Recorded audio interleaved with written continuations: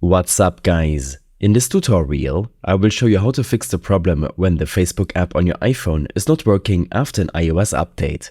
This should be quite an easy tutorial. For more information, click on the first link in the description below. Post-update glitches with apps like Facebook are not uncommon.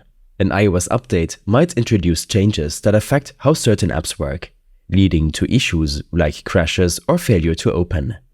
Begin by restarting your iPhone. This classic method often resolves temporary glitches caused by updates.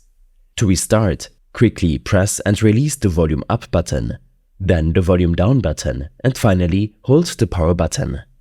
When the slide to power off prompt appears, slide the icon and turn off your iPhone.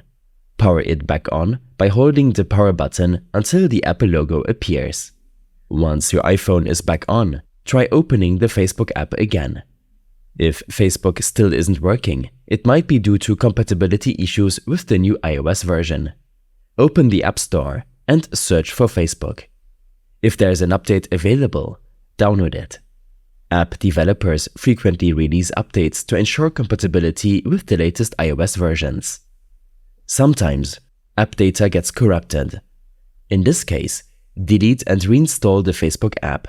Tap and hold the Facebook app icon.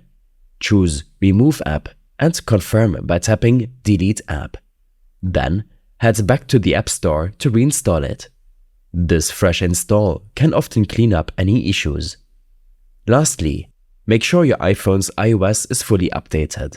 Sometimes we download an update but forget to install it.